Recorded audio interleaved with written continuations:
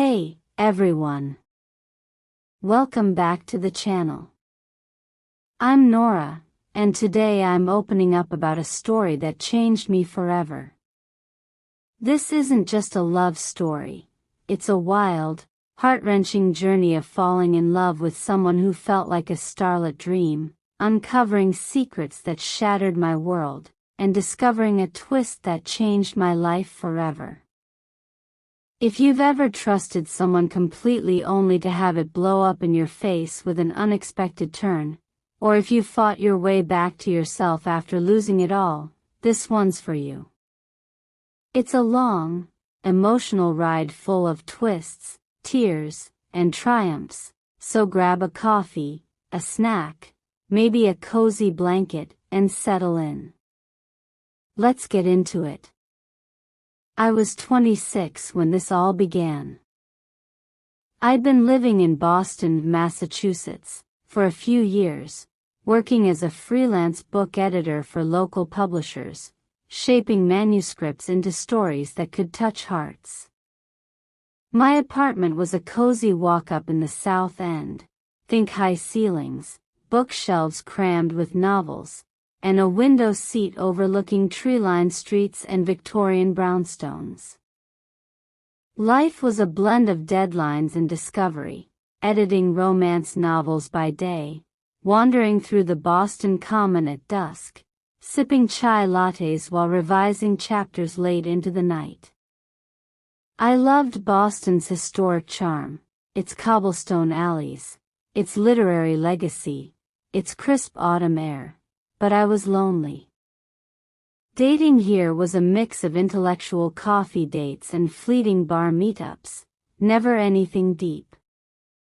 I wanted a connection that felt like a classic novel, layered, passionate, unforgettable.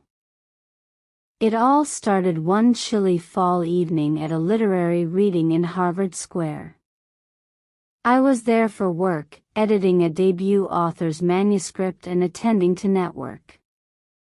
The event was at a cozy bookstore, with rows of wooden chairs and the scent of old pages in the air. That's when I met him, Declan. He was a professor of literature at a nearby college, discussing a panel on modern poetry, his voice rich and captivating, his dark hair slightly tousled, wearing a tweed jacket that screamed, Boston intellectual. His insights were electric, part analytical, part poetic, and I couldn't take my eyes off him. I jotted down notes for my editing gig, and he caught me after the panel, grinning. "Writing my tenure letter already?" He teased, his Irish lilt, from his family's roots, adding a layer of charm. I laughed, showed him my notes, mostly doodles of the bookstore, and we started talking. Declan was a Boston transplant, raised in an Irish-American family in South Boston, grown on James Joyce and family tales around the dinner table. By day, he taught English lit, but his passion was writing academic papers on poetry's role in modern society, dreaming of publishing a book that bridged classic and contemporary voices. He had this magnetic charm, part professor, part storyteller, quoting Dickinson one minute, joking about Boston's traffic the next. We talked until the bookstore closed, swapping stories about our favorite spots. He loved the oysters at Legal Seafoods. I was obsessed with sunrise walks in the public garden. He told me about his childhood, debating literature with his dad, and I shared memories of growing up in a small Vermont town, where my mom taught me to love books. When he asked to see me again, I said yes, my heart already racing. Our first date was at the Boston Public Library, strolling through the grand reading rooms, sharing a thermos of coffee as the sun filtered through the windows. Declan was different. He listened, really listened, asking about my childhood dreams of being a writer, my love for shaping stories through editing. He read me a poem he'd analyzed, a piece by Frost about roads not taken. "That's you, Nora," he said, and I felt my cheeks burn. It was like something out of a literary classic, and I was hooked. We sat in the courtyard, watching pigeons flutter, and he told me about his dream to write a book that made poetry accessible to everyone. I shared my hope to edit a bestseller that changed lives. By the time we parted ways, I was already falling. Our relationship was a Boston whisper, soft, intellectual, full of depth. Within weeks, we were inseparable. We'd drive out to the North Shore, exploring Salem's witch history, where I'd take notes from my editing projects while he recited Hawthorne passages. We'd hit up Boston's bookstores, spending hours lost in Brattle Book Shop, reading passages to each other in hushed tones. He'd surprise me with little gifts, a vintage fountain pen, a poem tucked in my bag. We'd spend lazy Sundays at his place, a cozy apartment in Back Bay filled with books, typewriters, and half-finished essays, cooking clam chowder while he played classical music on his old radio. "You're my muse, Nora," he'd say, and I'd laugh, saying I was just a girl with a red pen and too many dreams. "Nah, you're my whole chapter," he'd reply, pulling me close, and I believed him. We built our own traditions. Every Saturday, we'd go to the Boston Farmers Market in Copley Square, browsing local cheeses and picking out fresh apples, debating the best clam chowder. He swore by legal seafoods.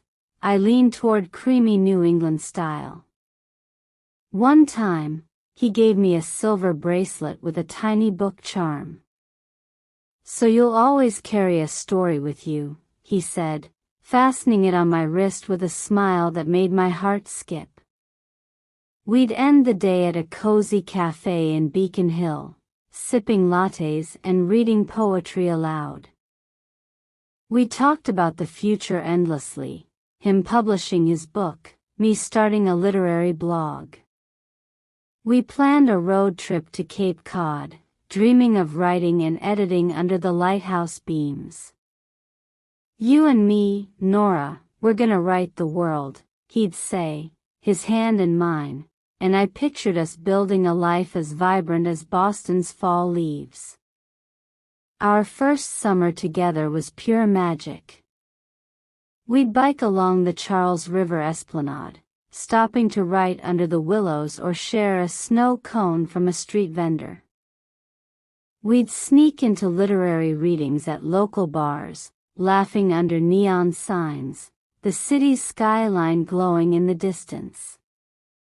He'd invite me to his classes, letting me sit in and share my editing tips with his students, who loved my stories of turning manuscripts into masterpieces. I'd share drafts of my articles, nervous but thrilled when he'd say, "Nora, you're gonna be the next Edith Wharton." We celebrated my 27th birthday at a jazz club in the South End, where he dedicated a poem to me, his voice weaving through the music. The crowd cheered, and I felt like the luckiest girl in New England. But around the 12-month mark, the whisper turned to silence. Declan got distant. He'd go silent for days, blaming grading slumps or family drama with his brother in New York. He'd cancel plans, like a weekend at a cabin in the Berkshires, saying he had a last-minute conference or deadline. I tried to be supportive, academia's intense, right? But my gut was screaming something wasn't right. He'd leave his phone on silent, get defensive when I asked about his day, his usual warmth replaced with a guarded edge. My best friend, Sage, noticed it too. We'd been friends since I moved to Boston, bonding over our love for clam chowder and ghost stories. "Nora, something's off," she said over coffee at Thinking Cup. "Don't ignore the red flags." But I did. I wanted our literary romance to stay perfect, like a book with a happy ending. The first red flag was a text I saw by accident. We were at his apartment, binge-watching The Crown, the scent of his latest stew filling the air, when his phone lit up. "Miss you. When are you back in Philly?" from someone named Lila. My heart sank. I asked, "Who's Lila?" He brushed it off, "Just a colleague from a conference," but his voice was too quick, too tense. I let it go, telling myself I was overthinking, but the doubt planted a seed. Then came the work trips to Philadelphia that didn't add up. His Instagram showed him at trendy bars, not campuses. I started noticing little things: a woman's scarf in his car, a faint whiff of perfume that wasn't mine, a receipt for a dinner for two at a Philadelphia restaurant when he'd said he was teaching late. Sage kept saying, "Check his phone, Nora. You deserve answers." But I didn't want to be paranoid. I clung to the hope that our love was real, that Declan was still my whisper. The unease grew. At a literary reading I was attending, Declan was a guest speaker, and I was so proud, scribbling notes on his every word.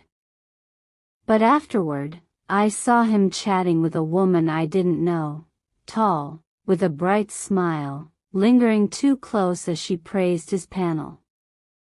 When I asked who she was, he said, "Just a fan, Nora, relax," but his tone was sharp, almost annoyed.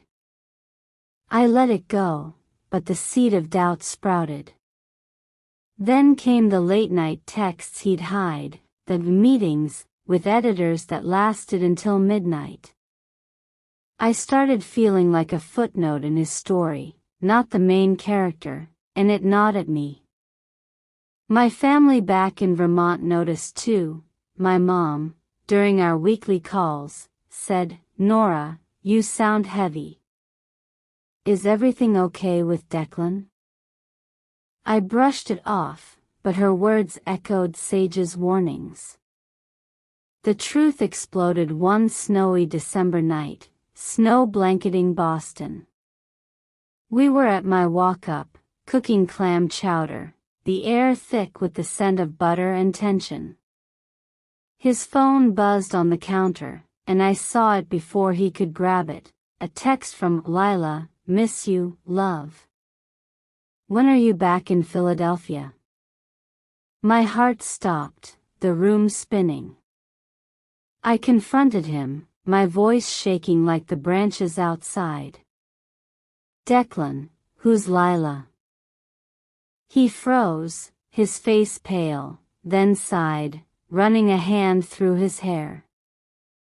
"Okay, Nora, I need to tell you the truth," he said, his voice heavy. And out it came, like a book falling off a shelf. Lila was his fiancée, living in Philadelphia. They'd been engaged for 3 years, planning to move to Boston together for his career, but he'd come alone for new opportunities, keeping her in the dark about us. He'd been traveling back and forth, juggling 2 lives, 2 loves, weaving a web of lies that I'd walked right into. "I love you, Nora," he said, tears streaming down his face. I didn't know how to end it with her. But his words felt like a torn page from a book. I was betrayed, humiliated, like our entire romance was a chapter he'd copied from someone else's manuscript. I screamed at him to leave, my voice raw, and threw the book charm bracelet across the room, its clatter echoing as he walked out into the snow-covered night. That night, I shattered. I cried until my throat burned, tears mixing with the snow outside my window. I deleted every text, every photo, burned the playlist he made me, Van Morrison's, Into the Mystic, now felt like a mockery. Boston's historic streets turned into a painful reminder. Every bookstore, every cafe, every brownstone screamed his name. I felt like a fool. How had I missed the signs? Was I not enough? I replayed every moment, every library stroll, every park sunset, every shared poem, searching for where I went wrong. There were no answers, just a raw, gaping wound in my chest. I called Sage, sobbing uncontrollably, and she rushed over, staying the night, holding me as I fell apart. "You're enough, Nora," she whispered. "You'll get through this." But in that moment, I couldn't see how. The next 9 months were a fog of pain. I went through the motions at work, editing manuscripts, meeting deadlines, but my heart wasn't in it. My edits lacked their usual spark, and publishers started noticing.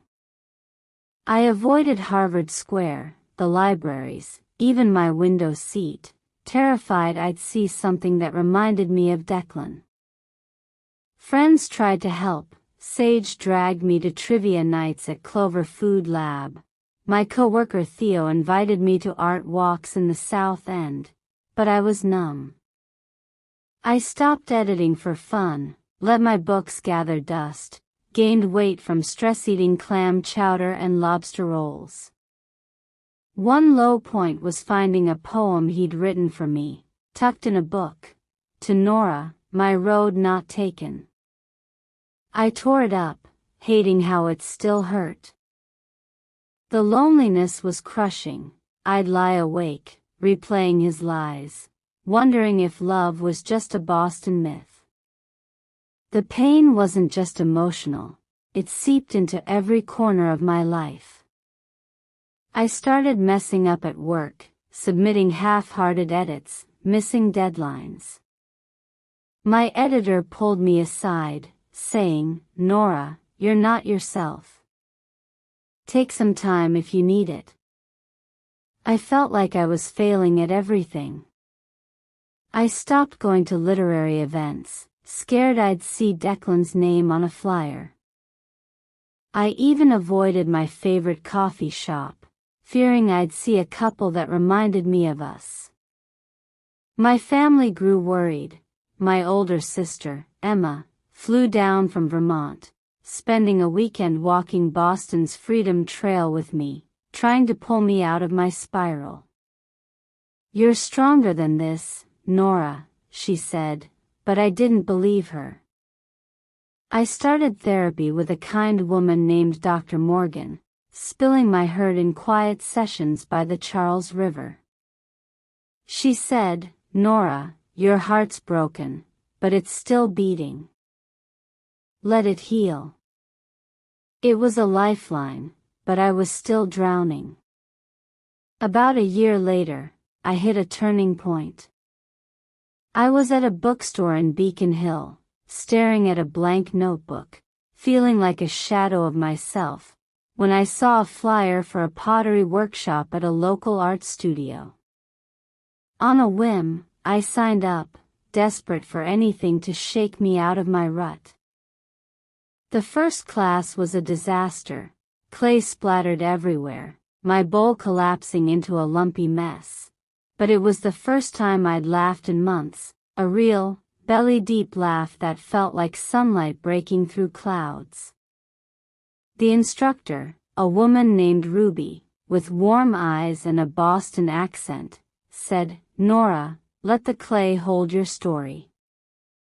It's not about perfection, it's about feeling." I started pouring my pain into every piece, shaping mugs, vases, and plates that carried my grief, my anger, my hope. Each session felt like stitching myself back together.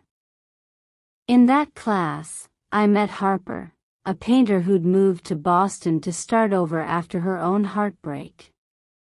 We bonded instantly, and she became my lifeline, inviting me to art nights at her studio where we'd sip wine, paint, and talk about everything but the past. I started saying yes to life again, bit by bit.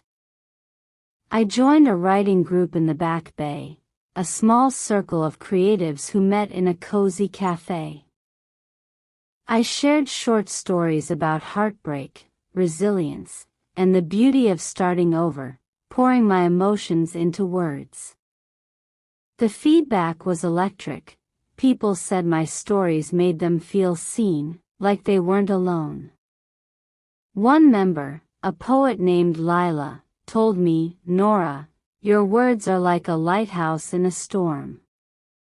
I started to believe her.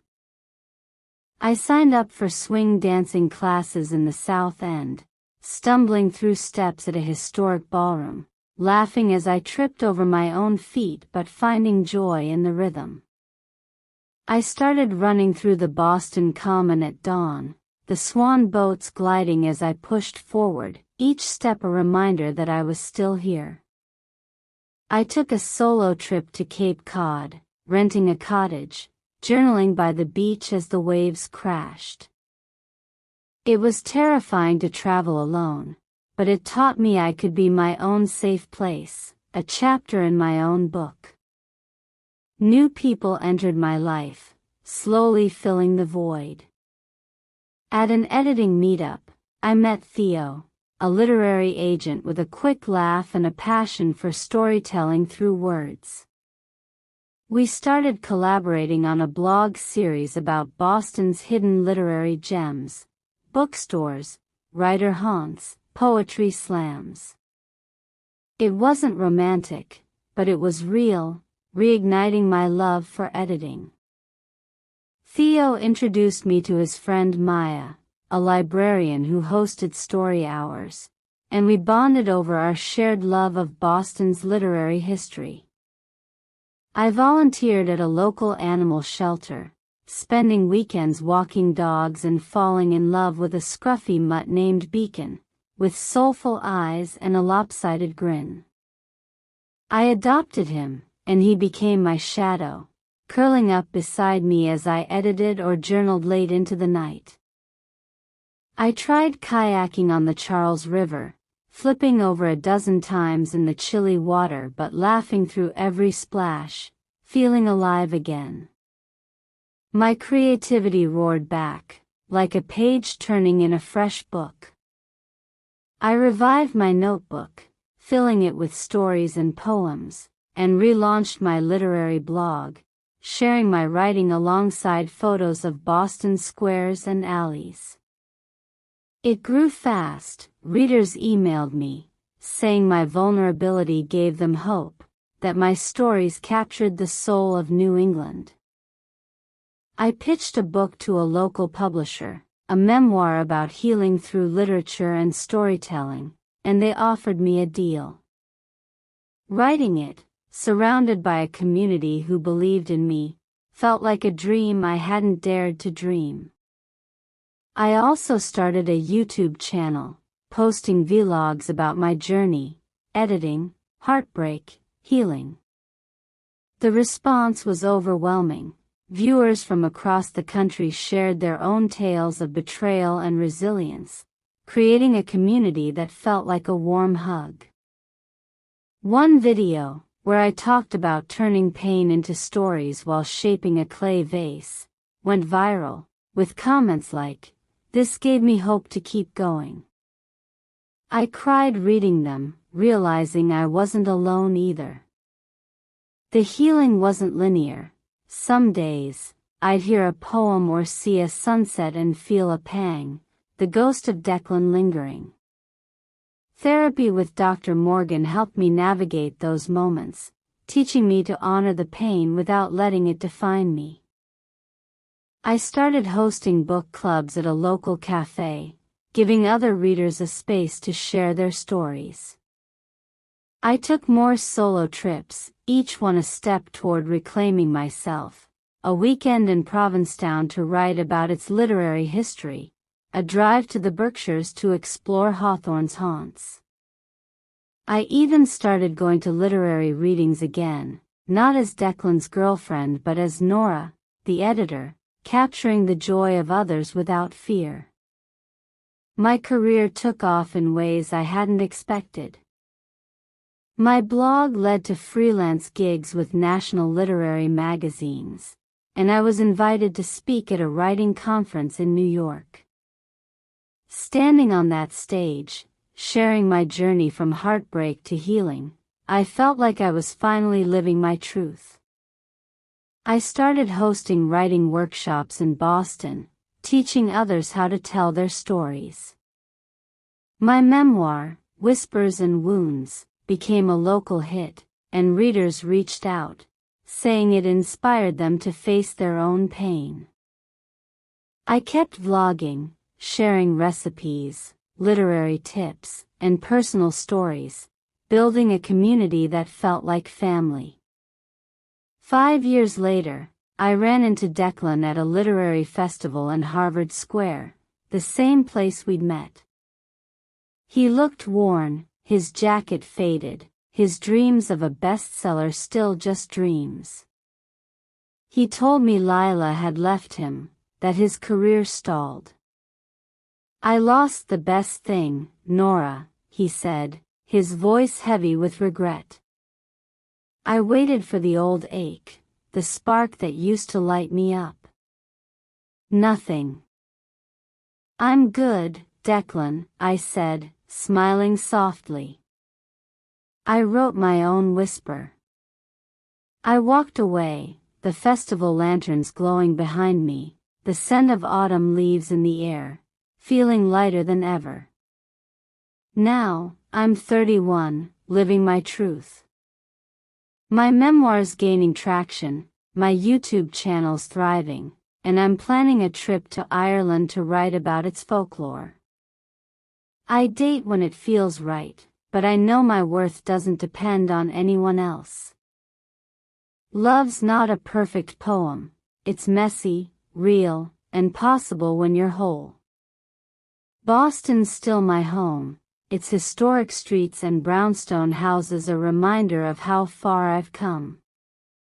I'm not the girl who fell for a lie anymore, I'm the woman who wrote her own chapter, one word, one step, one whisper at a time. Alright, guys, what's your story of love, lies, or finding your whisper? Drop it in the comments, let's lift each other up. If this resonated, like, subscribe, and hit the bell. Thanks for joining me on this epic ride. See you next time.